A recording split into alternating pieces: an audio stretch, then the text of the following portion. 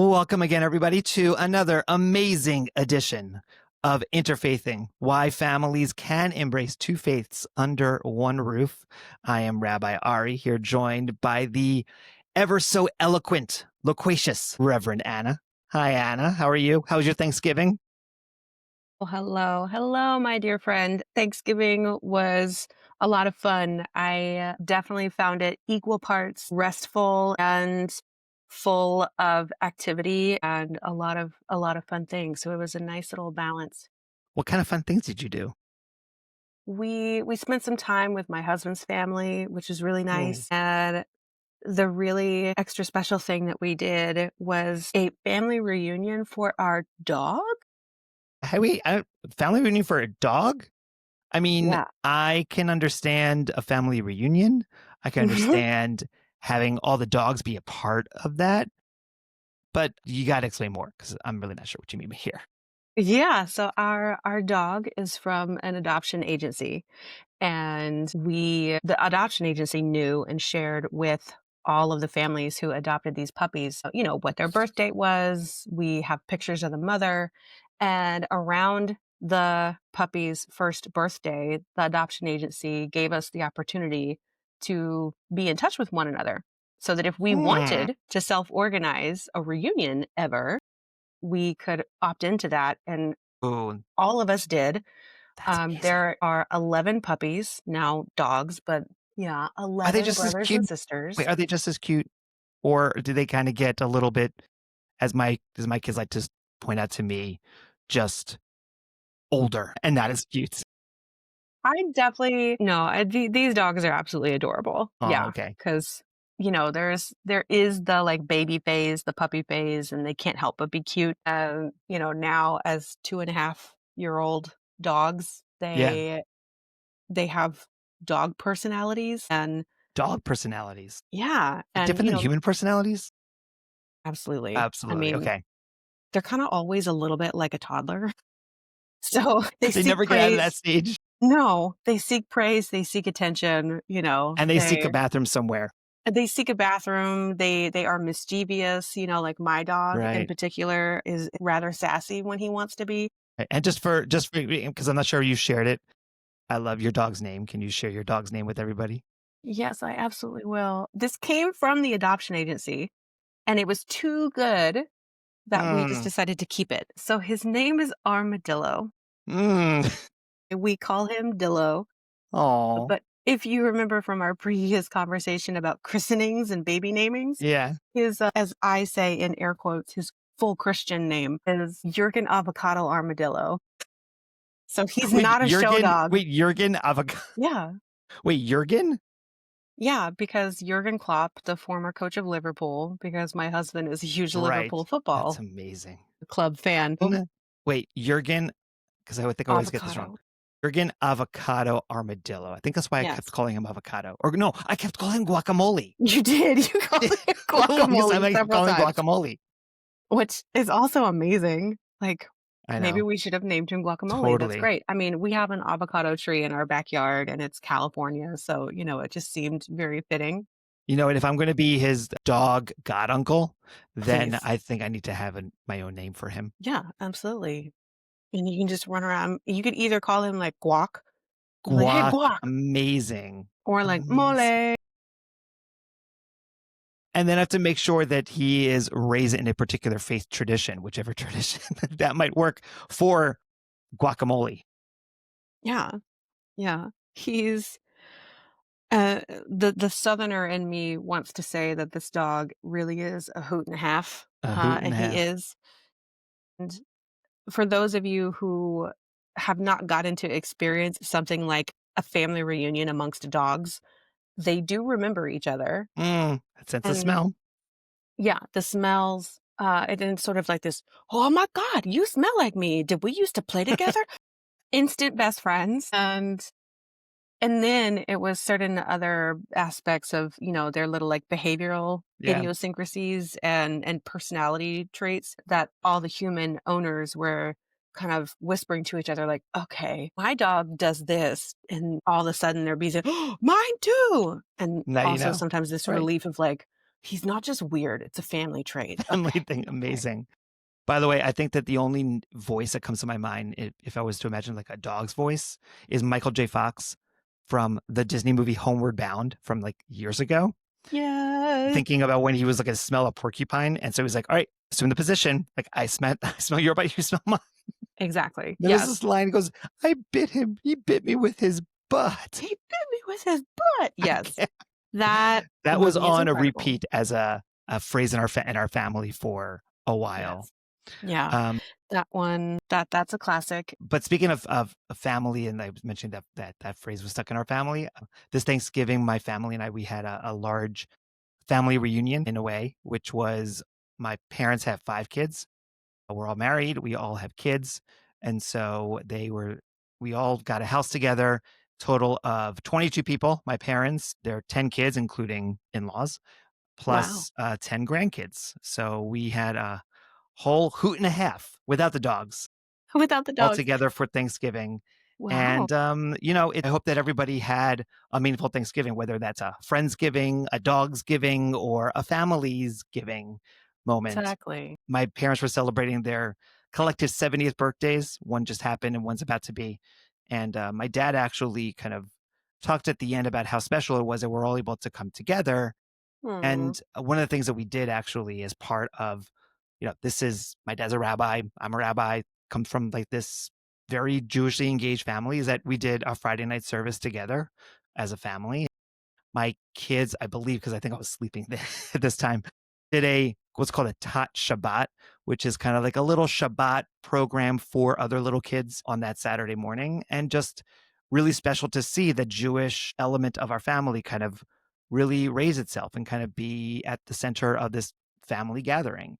And my dad was kind of remarking on that about how special it is to have that kind of Jewish gathering where our partners are also very Jewishly engaged. And, it also made me think a little bit about sort of the nature of like different families, how they're all kind of concocted and brought together the unique sauce that is family units. And, um, especially around the notion of interfaithing, it's that every permutation of families has something special to it, right? Our Absolutely. family is unique in a certain way in terms of where each one of us is and comes from and our Jewish backgrounds, because everybody in the family is Jewish. And at the same time, that you never know what's going to happen in the world and what's going to happen in life. And we hope that however it is that you come together, that when you come to like a family giving or dogs giving or friends giving or whatever it might be, Mhm. that your faith traditions could really help unite the family together in whatever permutation that actually looks like. Because there is something special about being able to share that all together, which is, I think, really the core of this work. At least that is for me. Yeah, I think that is what makes something like the time of Thanksgiving. And reminder, we have a whole episode just about Thanksgiving from our previous season. So you can hear more about Ari and I's thoughts on Thanksgiving and how that can relate to and be a way of engaging with and for interfacing families from last year. And I think especially because Thanksgiving is a specifically American holiday, like it's not celebrated other places in the world except for, American immigrants living abroad and military bases and things like that. But it's something unique to this experience. And any time, in my opinion, that there is an important, special, meaningful occasion that brings people together, whether that's implicitly or explicitly about like sharing parts of your tradition, the beauty and the power of people getting together, whether that's to share a meal or to celebrate an occasion like a birthday or some other type of anniversary.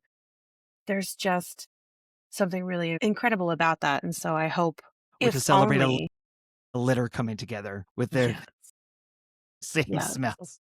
with their shared smells. Yeah. But it's and to the point that you're raising, that it's great to have those opportunities to be able to share with one another and to create that opportunities for that, especially that faith engagement. We want Mhm. to let everyone know about really two amazing opportunities that are coming up on our interfaithing calendar.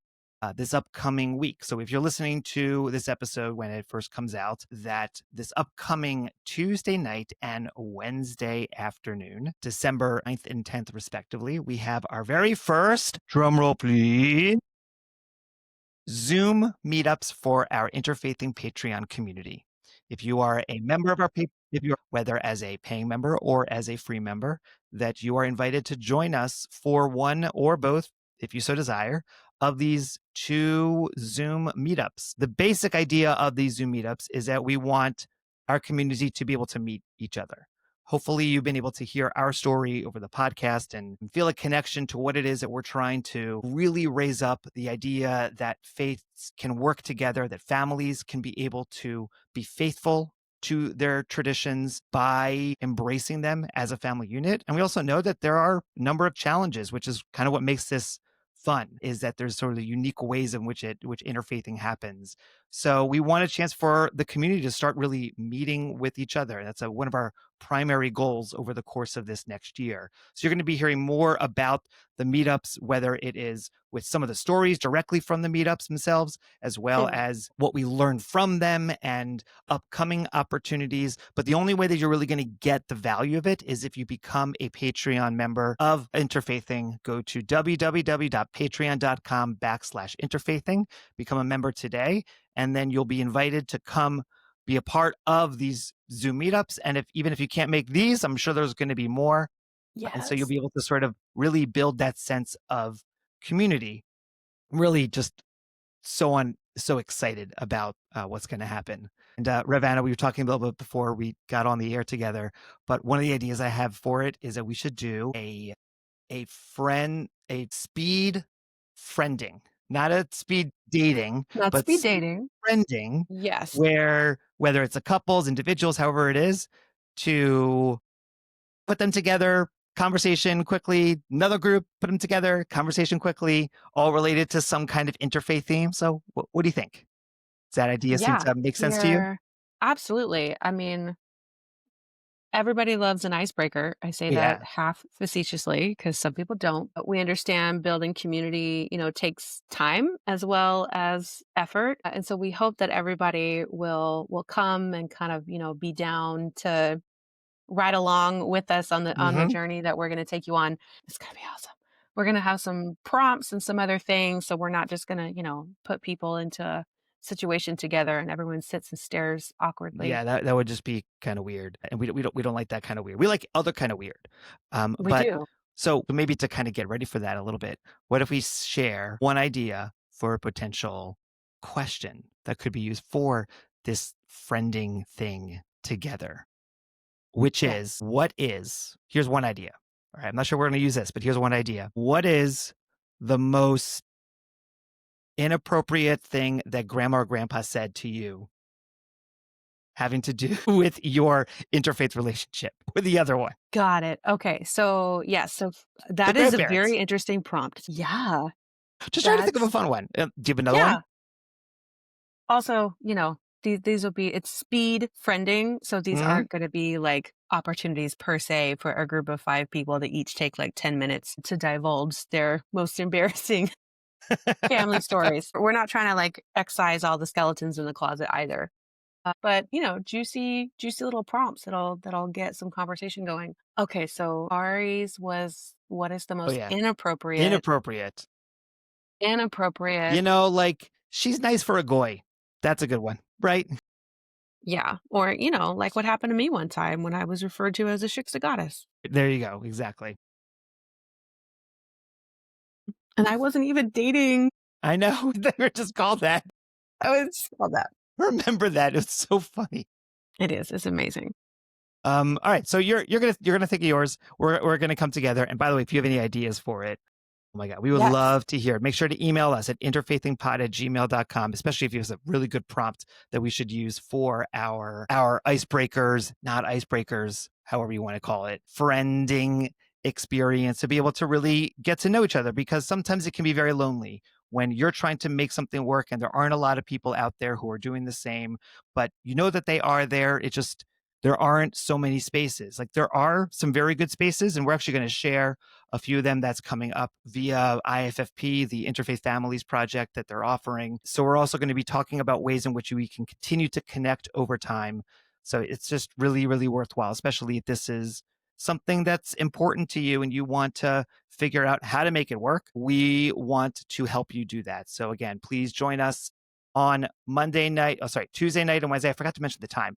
Tuesday night is going to start at 8:15 p.m. Eastern, 5:15 p.m. Pacific. And then on Wednesday at 1:30 p.m. Eastern, 10:30 a.m. Pacific, which, just so you know, that time is actually when we meet. So we're not going to be meeting together next week in order for us to prepare for a podcast episode. We're going to be doing this gathering together, and who knows what's going to come of it. That could be good opportunities for us to share with the wider world. But again, that's Tuesday night, December 9th, beginning at 8:15 p.m. Eastern, Wednesday afternoon, beginning at 1:30 p.m. Eastern. But the only way that you can be able to be a part of it is by joining us on Patreon. Again, that's patreon.com/interfaithing. There's our plug. There's our plug. There's our plug, indeed. Okay, you ready? You ready for the transition now? Yeah. Because I have a good transition for you. I'm so here. And I'm pretty sure that we talked about this before, because you definitely brought up Armadillo before. Is that my second favorite Armadillo, other than Dillo, aka Guacamole, Yes, is none other than the Holiday Armadillo. For anybody who doesn't know, that is a callback to a certain episode of the show Friends, which was one of the most popular shows back in the 90s. So, as my kids like to say, I live in the 1900s. Yep, in the 1900s. In the Those 1900s. vicious Gen Alpha babies. In the in the 1990s, when everything was great. Century. Amazing to say. But in the 90s, the show was on, and one of the characters, his name was Ross, is Jewish and has a kid who he's divorced from his wife. And so Ross is Jewish, his wife is not. He doesn't necessarily spend so much time with his kid. At least he doesn't necessarily appear as much in the show. But there is this one episode around the holidays of Hanukkah and Christmas when Ross is with his son, and Ross really, really wants to share the story of Hanukkah because he doesn't think he's getting it otherwise. And so the story of it has to do, it tries to bring the story of the Maccabees, and yet there are a lot of different things that happen in the episode. So call back if you want to be able to watch it. It's called the Holiday Armadillo episode, I believe, because Ross is dressed up as an armadillo, and they call him a holiday armadillo as opposed to, let's say, a Santa Claus, and tells the story of Hanukkah. Superman appears in the story in the form of Joey. Yes. If you remember when Superman brought all the Israelites out of Egypt as part of the Hanukkah story. As part of the Hanukkah story. Remember that? It's amazing. It's really wild, especially considering that the character of Joey is otherwise. I don't think that they talk about him being explicitly Catholic, but he's very Brooklyn Italian and Catholic. Yeah. And it's like that mishmash of holidays, like all kind of coming together, and we want to be able to share it. And I bring that up because what we wanted to discuss here, this early date in December, as we lead into the Holiday Armadillo time of the calendar. Holidays of Christmas and Hanukkah seem to have come together in some manner around this time. Last year, it actually occurred very close to the same dates of the calendar year. This year, it's going to be much different. The dates of Hanukkah are earlier than they are Christmas. People wonder, why are those Jewish holidays early or late? And as a friend of mine likes to say, no, they're always on time. They're on time for the Jewish calendar, which is just different than the secular calendar. Exactly. Because the Jewish calendar follows the moon and the secular calendar follows the sun. So the holidays fall around this time of year together. It's often a question for interfaith families how to be able to make it happen and to work these two different holidays together, especially in an American context. And I actually wanted to bring up that story of the Holiday Armadillo. Holiday Armadillo, it's my favorite. It's hilarious. It's so great because that episode also shows a certain kind of Jewish anxiety around the holidays, in which, because of how Christmas is so big in America, that Hanukkah is often raised to a certain kind of level. That is it equatable with with Christmas? Is it the Mm, same kind of level as Christmas? And let's just say Anna and I have some different thoughts on this. yeah. So, with that in mind, Rev Anna, got a question. Is Hanukkah and Christmas comparable? Are they comparable? Yeah, are they like of equal level? Just like we talked about Easter, Passover. You can't really talk about Easter without Passover. They're kind of very significant for the Jewish and Christian stories. But what Yeah, about they're Hanukkah and both. Christmas? Yes, and quickly, just to underscore the point that you just made as well, like Easter. So this is what I kind of think is funny. Wait, you mean the holiday armadillo is not funny? The holiday armadillo is hilarious. Okay, just Hilarious. checking. Easter and Passover are like really, really big deals within each faith tradition, right? Like kind of without Passover, and everything that happens through the story of Passover, it's a hallmark event for the religion. And for Easter, with Christianity, it's the same. Like Christianity kind of doesn't Yeah, happen. right. Easter, Christmas is great, but you can only, and I think you shared this before, especially when we talked about Easter, Passover, that you can't just have Christmas. There wouldn't be Christianity without Yeah. getting to Easter. Right. Like the Easter event is what makes it, Yeah, what makes it all. right. And putting that like kind of in a side by side with these two other holidays that are very popular, especially in the United States amongst families and happen to fall on the calendar like very close together. To me, that's kind of where the similarities between them end, because Hanukkah does not necessarily have the same level of importance within Judaism that Christmas does for Christianity. And I've Okay. sometimes worried for not just interfacing families, but like Jewish families who are trying to celebrate Hanukkah, like amongst a community that is primarily Christian. And there's like literally the lights, the advertising, Everything. everything Yeah. is about Christmas. And so does it put pressure in a certain way to try to beef up Hanukkah Hmm. in order to make them comparable? Like, to try to say, like, they're on equal footing. So are you trying to say that Hanukkah can't be comparable? Or is it that it's not something that an interfaith family, or in this case, like just talking about a Jewish family, should inherently worry about? It's more a question. Okay.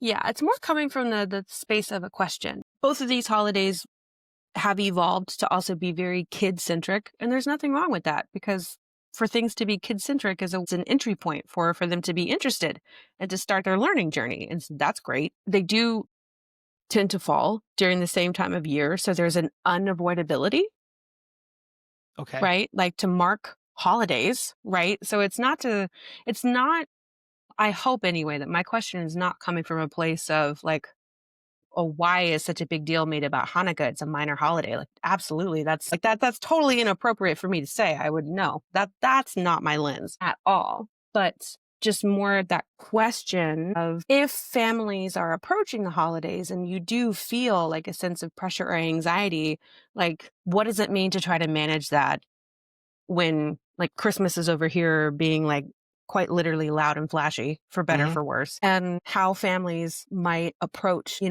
either whether it's trying to celebrate both, or for Jewish families that are in the midst of a Christian community, like Right. Well, lift up their holiday and even help other people understand, like, why is it important? I do want to address that question, but I want to see if I can make your question even that much more pointed. There was something you said as we were prepping for today about Jesus and Hanukkah, in regards to thinking about I did. how, Yeah. like, how to consider the comparison between these two different holidays that we're Mhm. talking about here. So I'm wondering if you could really hone in on that point as a way of kind of addressing this question of to what extent is Hanukkah and Christmas comparable? Yeah. So the example or the point that I raised, and again, this wasn't coming from me explicitly, but just like kind of I believe, speculating for some folks, and I'll say especially interfacing families, looking for guidance, like how do we approach having two different traditions in the home? Again, with Easter and Passover, folks who are raised in a Christian tradition can look to scripture, which oftentimes is understood to say in at least one of the gospels, Jesus celebrates the Passover feast. Mhm. So Christians having an understanding and even a particular respect for Passover, one argument is that it's scriptural. Jesus did it, therefore we do it, right? The same can't be said for Hanukkah. There is no scriptural statement of Jesus, Mary, and Joseph, or Jesus as an adult with the disciples celebrating Hanukkah. And so again, not that because it's said in scripture is the only basis for an argument to be made, but putting the two different holiday times next to each other and trying to say like there's a lot of overlap between Easter and Passover. There's not a whole lot of overlap necessarily between Hanukkah and Christmas. So are we trying to make in some ways a false equivalency Mm, by treating them the same way? I see. So, right. Are we making a false equivalency? And I suspect, given the way in which you're asking the question in a very tactful manner, your answer is no. Like, they're not, which is totally understandable. And I think actually there are many Jews who would agree with you on that. I'm reminded of a comedy sketch about an office holiday party. And it comes from a Jewish comic. I think his name is Alan Gold, who comes from a religious background.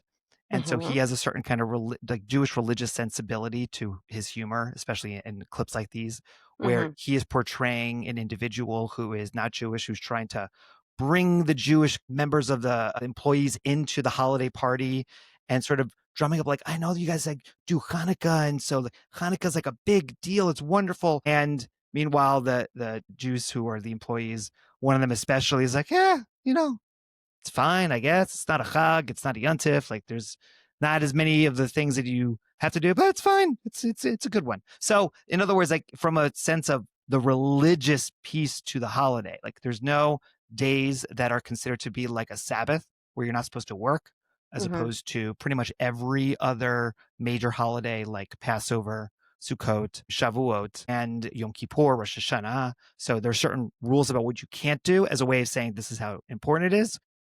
Hanukkah, there's nothing like that. You don't take off days inherently from work in order to do Hanukkah. You can just light candles and that's pretty much it. It is not written in the Torah in such, even the Torah reading associated with Hanukkah is taking a piece of the text in Torah where it talks about the dedication of each of the days of the tabernacle and using that as imagining, okay, this was like Hanukkah, but Mm-hmm. it's not actually the same.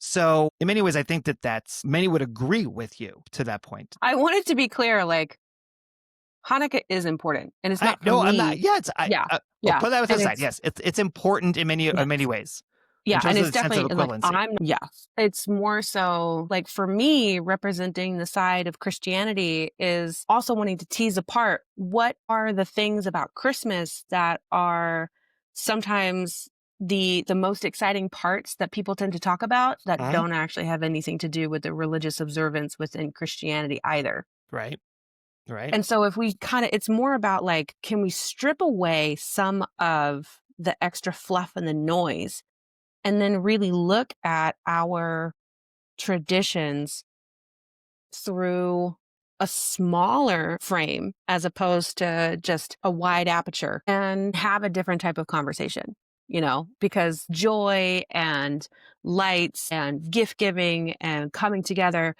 all of that is incredibly valuable and beautiful. And that's what so many of us, just like lean into during this time of year. And that's fabulous. And I'm always one for, but what if we kind of intellectualize this just a little bit, really talk about what's important. And if you were to find yourself trying to keep them on equal footing, Christmas and Hanukkah, just be willing to ask yourself the question, like, well, do they need to be? So here's what I would say.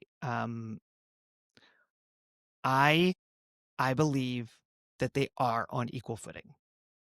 I love it. Let's go. I believe they are on equal footing.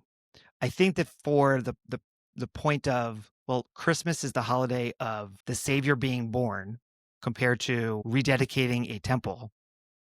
Understood. Like the story in and of itself is not comparable, Hmm. but the holiday of Christmas and the holiday of Hanukkah, for what Hmm. it does for its adherents, is comparable. And here's why. Both of these holidays are done in response to a tradition that comes from an outside culture Yeah, in which they are taking in some elements of the outside culture and making it their own. And I don't absolutely. just Yeah. mean that in terms of the gift giving, although that is a piece of it from the origin. What I actually mean is the details of the holiday itself. So you talked about that wide aperture versus kind of the narrow view in terms of the religious sensibility. I'm talking about that sort of narrow view that the holiday in and of itself could not be understood and in fact do the same kind of a job as one another in regards to responding to the pressures of assimilation and responding to the pressures of an outside world trying to create a new environment that in which whether it's Christianity or Judaism may not be viewed as important. That the particular assimilation that I'm referring to is Roman culture at the time of the Second Temple period, in which with Jesus' story and with the Jewish story, one of the principal antagonists in both of these stories are the Romans. And Yes. the Roman holiday of Saturnalia Hmm. is the origin of the Christmas tree. And because for Saturnalia, there is a sense that, well, let me back up. Saturnalia is a holiday to celebrate the end of the harvest. In Right. Rome, the end of the harvest happened actually basically at the, what is it, when the sun, at the darkest time of the The year, solstice. the solstice, right? Thank you. I could not think of my words. So at the solstice, like that was like the end of the Roman holidays because, even if you go now to Rome, to Italy, you can still get some good wine. You can still Yeah. Like harvest some good Mediterranean grapes. climate. It totally, exactly. So this was the end of the harvest season, and in a way that's similar to Sukkot, to the Jewish harvest that you celebrated with greenery. Sukkot, Hmm. you build one outside, and for Saturnalia, you build it within, so that the entire house is filled with greenery. Okay, when Christmas started, and it started at this time of year, and I would not getting into the question of the dating of the holiday and how that works. I think we did that at a different We episode did. about Yeah. Christmas. Same thing. There's You an amazing episode from last season where, right. yeah, We all kind the of go stuff through about that. Saturnalia, we did a part of this for I sure. know, but my point Yeah. is this. My larger point is this. When Christmas started and Hmm. clear that it was built off of Saturnalia, the Christmas tree, which was not necessarily the fir tree that it is now, but it is whatever tree it was that was brought into the home. It was done because of the Roman custom and tradition. And the church, up until the mid 300s, banned it. They banned the Christmas tree because it wasn't a Christmas tree then. It was just the Roman tree. Hmm. And what they did then eventually was to put a star on the tree as a way to turn the tree from a from an expression into a Christian ritual object. So whenever you see a Christmas tree with a star on top, that star is supposed to be Jesus, and therefore that is what makes it a Christmas tree. When it comes to Hanukkah, the fact that you have this Hanukkah menorah, which is often called the Chanukiah, that it is done at this time of year is related in many ways to the time of the Saturnalia holiday. Because when Saturnalia actually starts like 7 days prior to the solstice. And then it's like the main holiday, and then it builds up to the next holiday, which I always forget this Latin name, but it is a holiday that celebrates the sun god. So it's a holiday all about light because light is actually coming back. And so there's a tradition in Judaism of or a question, do we light the candles in a way where we're counting the days up? So one candle first night, second candle second night, all the way to 8 candles. Right. Or do we count the candles down from 8 candles all the way to one? And the reason why that's important is this. If we were counting the candles all the way up, it would be like getting to Saturnalia and getting excited for the Roman sun god festival, which is building up like everybody else, almost like getting excited for that joy. Mm-hmm. If we went down, it would be a sign that we are different, that we're different. But just like with the Christmas tree, they could not change the way in which people wanted to celebrate this time of year, so the candles went up. It was a way to assimilate, keep that tradition that they inherited from the outside world, but they made it Jewish by adding in the story of the oil lasting for 8 days. So the point is that the reason why I think they are comparable is because at the core of the way in which, you made a point about the fact that except for the fact that it occurs at the same time of year, there really isn't that much that's comparable. I think it's because it occurs at the same time of year that's a hint that they are. Because the structure of the holiday comes from something that occurred at this time of year, but then both traditions are trying to say, we have to keep what our people are doing, but how do we make it our own? Yeah, I'm so glad that you have made this point, and I'll say connecting thread of assimilation, because I do think that it's something like sitting right here today in our modern 2025 era. A lot of Christians would easily forget assimilation is a part of our history too. Yeah. And so Yeah. much of the history of Christianity includes oppression, includes having to find a way to exist Yeah. within a dominant culture and alongside the roots of Judaism.